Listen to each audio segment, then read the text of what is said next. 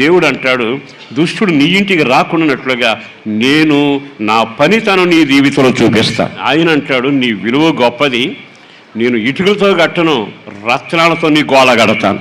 రత్నాల చేత నువ్వు కట్టబడాలి. నీ గుమ్మాలు ఆయన నిలబెట్టాలి. ఆయన వచ్చి గుమ్మం నిలబెట్టాడండి. దుష్టుడు వచ్చాడట. రాగానే ఒక్కసారి అట్లా చూశారట, ఇదేంటి ఇంతకాలం లేనిది వీళ్ళ గుమ్మం మెరిసిపోతుంది ఏమిటి, ఇది సూర్యకాంతం. అయితే ఇది కట్టింది వీళ్ళు కాదు, వీళ్ళు ఆరాధన చేసే దేవుడు కట్టాడు. వీళ్ళు ఆరాధన చేసే దేవుడు కట్టాడు.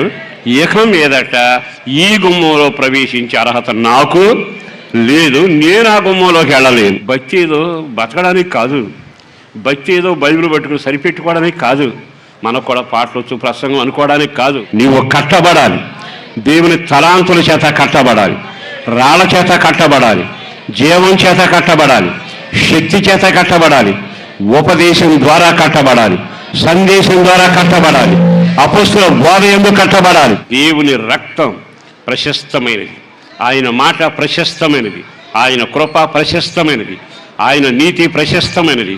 అన్నిటి చేత కడితే ఇక దుష్టుడు నీ దగ్గరకు రాడు, వాడు నీలో సంచరించాడు.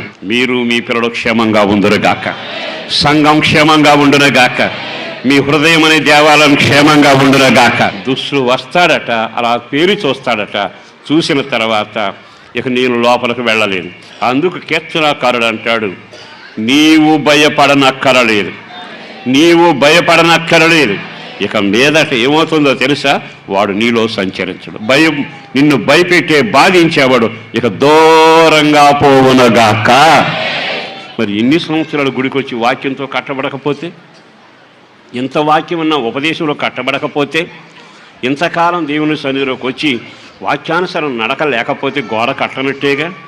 మరి ఇన్ని వాక్యాలు విన్నాక గోడ కట్టబడకపోతే, ఆయన కట్టడానికి సిద్ధంగా ఉన్నాడు. ఉపదేశానికి అంగీకరించు, ఉపదేశానికి అప్పగించుకో, ఆయన కట్టడం మొదలు పెడతాడు. ఇక నీవు భయపడనక్కరలేదు. తుఫానులు వస్తాయి, భయపడనక్కరలేదు.